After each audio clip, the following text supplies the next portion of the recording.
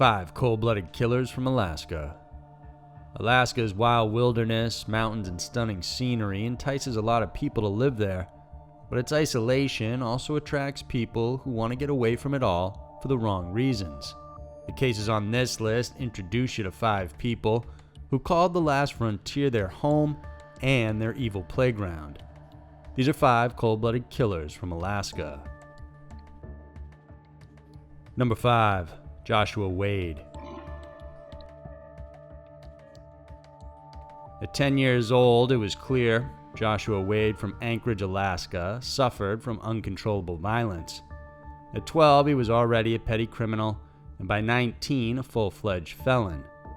At 20 is when Wade turned to killing, violently raping and murdering 33-year-old Della Brown. Brown had left a party at a local bar in August of 2000. Heavily intoxicated, it's believed she took a shortcut through the woods where she passed out. Wade also, high and drunk, spotted her on the ground, brought her to a nearby shed, raped her, and then bludgeoned her to death with a rock. Brown's skull was hit with so much force, the coroner compared it to looking like a bag of ice. A month after her death, Wade's friends came forward and told police Wade had showed them Brown's body and bragged about raping and killing her. Wade was then arrested, but instead of sexual assault and murder, he only got 6.5 years for evidence tampering. His defense argued he just found Brown's body and then lied to his friends about what he had done, and the jury believed it. Wade was paroled in 2007, and just months after his release, he killed again. On August 4th, 2007, he broke into 52-year-old Mindy Schloss's home, his neighbor. He attacked her, bound her with zip ties, and gagged her mouth with a rag and duct tape. He then went back home, took a gun, returned to his neighbors, and forced her to tell him her credit card information. He then drove Mindy to a Silca using her car, made her walk into the woods, and then shot her in the back of the head. He went back to Mindy's house, cleaned up, stole some items from the home, then left her vehicle at the Anchorage International Airport. On the way back, he withdrew money using Mindy's credit cards. Mindy was reported missing by a friend. Although the investigation was slow, police figured out foul play was likely involved, and soon they pinpointed Joshua Wade as the likely suspect. Even though authorities found Mindy's watch, zip ties, and an ATM slip in his home, there was no body and not enough evidence to charge him with murder or kidnapping. So they issued a warrant for bank fraud instead. On September 13th of 2007, Mindy's body was found in the Wasilla Woods. The zip ties used on her matched those found in Wade's home, and he was then charged for the murder. To avoid the death penalty, Wade agreed to a plea deal and confessed to Mindy's murder and that of Della Brown. He was sentenced to 99 years in prison with a mandatory service of 66 years before any parole consideration. In his plea arraignment, he revealed he didn't just have the 2 victims, but killed 3 more people. That night on August of 2000, he didn't just kill Brown, but also a man who was in the shed. He beat that victim and left him in the trunk of his car. When he returned, the man was still alive, so he stomped on his head until he was dead. He later shot that victim in the head before dumping the body into Eagle River. That victim has never been identified.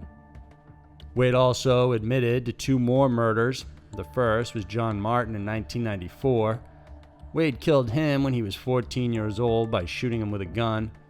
Then he killed Henry on a Warsaw in 1999. Henry was found dead inside his motel room. Police believe that aside from the victims he admitted to, Wade could be responsible for more murders as well. Number 4. James Ritchie. On November 12, 2016, Officer Arn Salao from the Anchorage Police responded to a call about an unpaid cab fare. At 4:30 a.m., downtown at the scene of the incident, Salao happened upon 40-year-old James Dale Ritchie walking by. The officer asked him if he saw anything, but Ritchie just ignored him and kept walking.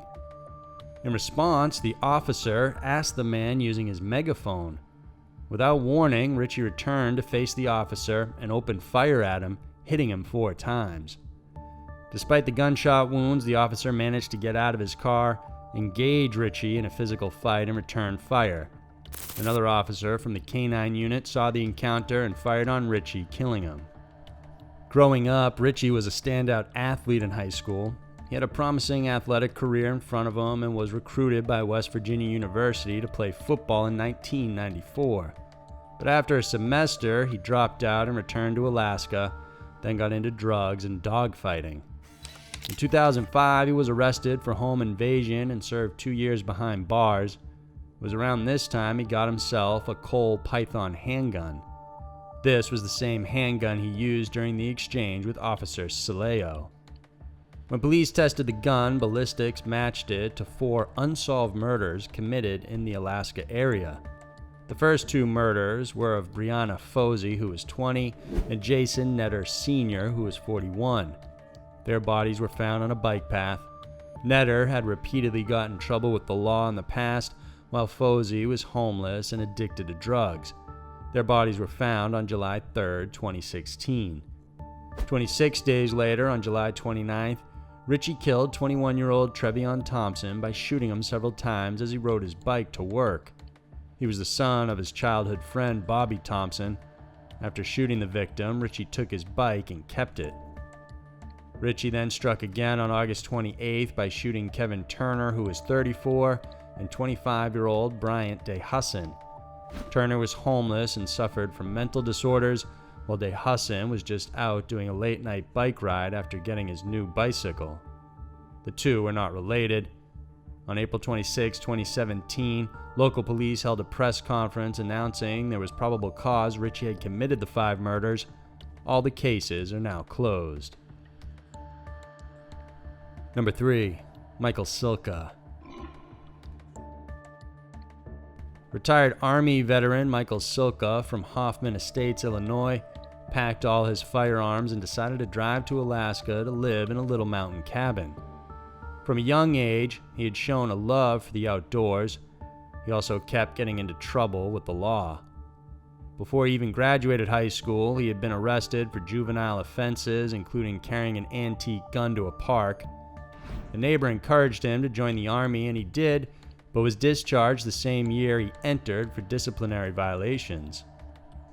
During his basic training, however, Silca was rated as an expert marksman. After leaving, he jumped from one job to another, but his weapons violations continued. He was arrested twice. Then, after a failed court appearance, a judge issued a warrant for his arrest on December 20th, 1983. But by then, Silca, who was only 25 at the time, had already headed to Alaska. On April 29, 1984, police spoke with him when they found fresh blood close to his cabin. For some reason, the Alaskan troopers were under the impression they were checking on Silca's welfare and didn't know he had an outstanding warrant. Silca stuck his head out from the door, telling the officers the blood was from a moose hide. The officers then left it at that. What they didn't know was that Silca's neighbor, Roger Culp, was reported missing just a day before. Witnesses said Culp was seen going into Silca's cabin, and several gunshots were heard after. No one reported this to police until later, and when authorities headed back with a warrant, Silca was gone.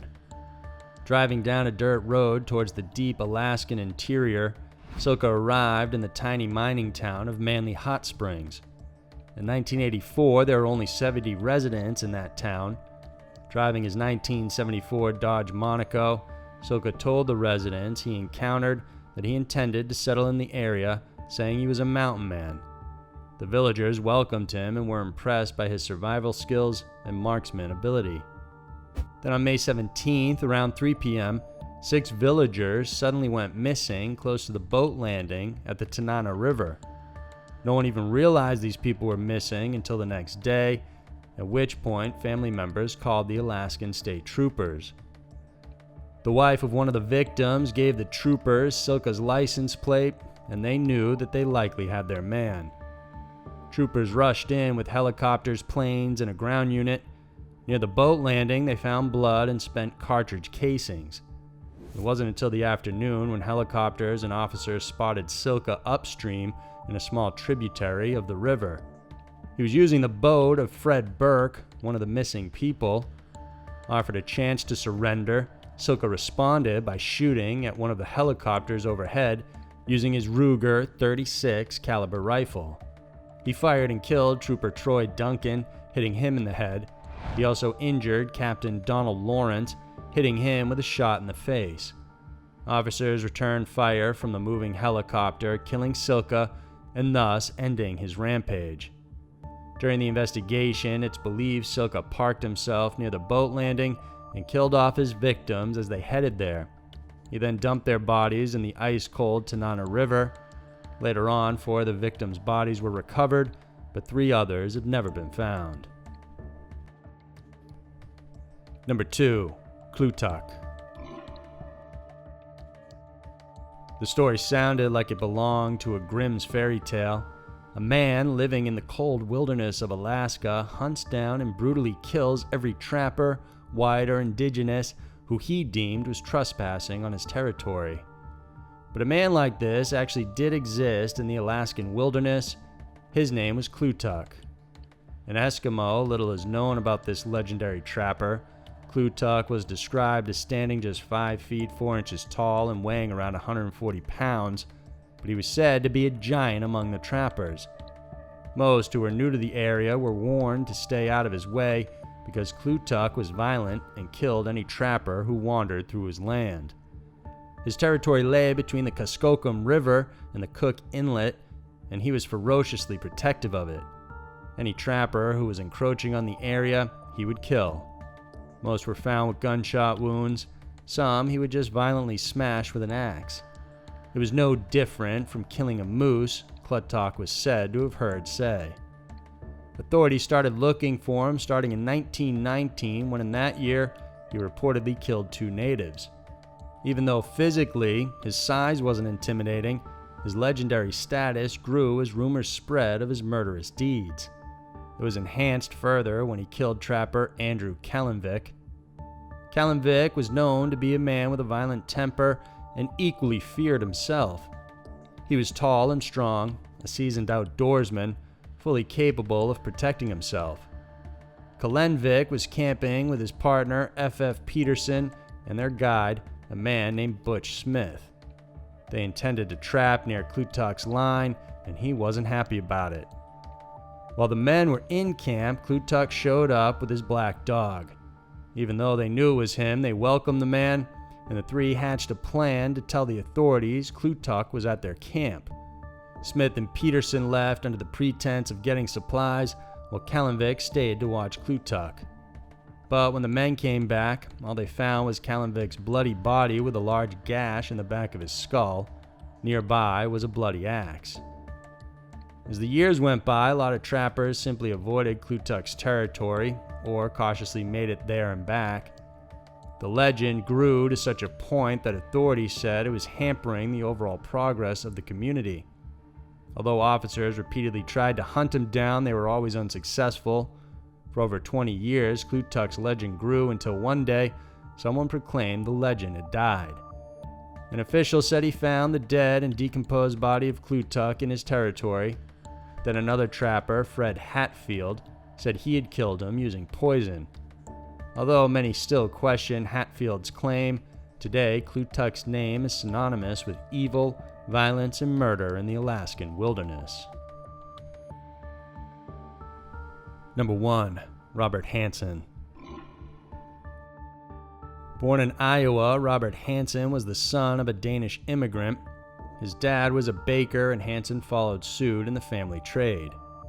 Growing up, he was shy and suffered from severe acne, causing him to be socially awkward and develop a stutter.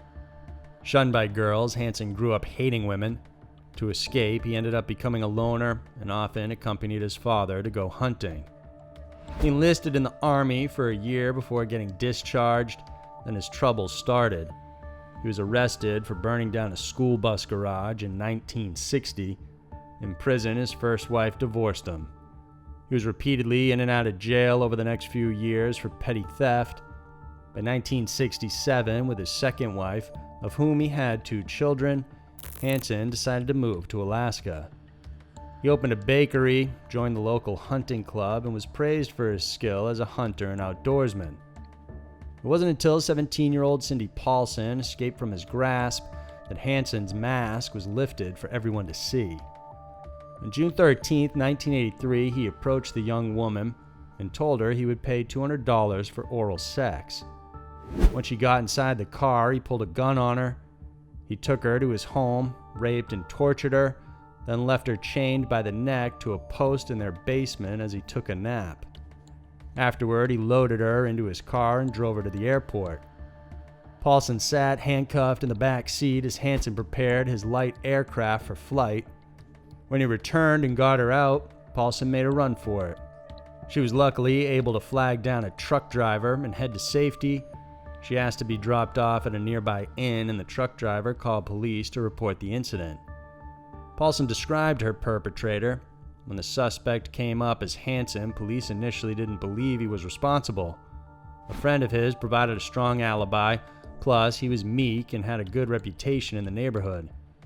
As a result, Hansen was released, but detectives were hung up on the fact that Paulson mentioned Hansen owned a cabin in the valley. So over the next few months, state troopers searched the area, and it led to the discovery of several bodies. These were all women found in several burial plots around the valley. This led the troopers to work with the FBI, and they asked for a profile. FBI Special Agent Roy Hazelwood described the killer as someone who was an experienced hunter with self-esteem issues. He would have a history of rejection by women, would keep items as a souvenir or trophies, and would likely have a stutter. Local detectives looked through their profile list, and Robert Hansen fit the bill perfectly. A search warrant was obtained for Hansen's home, plane, and cars. It was here officers found jewelry from some of the missing women. There were firearms and an aviation map hidden behind his headboard with little X marks. It's believed this was where he buried the bodies. Hansen initially denied everything, but when confronted with the evidence, he admitted to the attacks. He said he first targeted girls between 16 to 19 years old before turning to sex workers and prostitutes. The bullets in the murders were also found to match his rifle. In exchange for a plea deal, Hansen helped police decipher his map and locate most of the bodies he buried. But like most serial killers, he refused to reveal some of them. He also said that aside from killing women, he raped about 30 and let them go if they convinced him they wouldn't tell anyone. Hansen was sentenced to over 400 years in prison and died while incarcerated at the Alaskan Regional Hospital in Anchorage in August of 2014. He was 75 years old. Although his official victim count is around 17, it's believed he killed around 21 women, maybe even more. So there were 5 cold-blooded killers from Alaska. For some, Alaska is a dream to live there. But for these killers, they simply found it as a place to conduct their heinous crimes, hoping they wouldn't get caught. If you enjoyed watching this video, then please subscribe to our channel and hit the notification bell. We have new videos every Wednesday and Saturday that we know you'll want to check out. Thanks for watching, and we'll see you soon.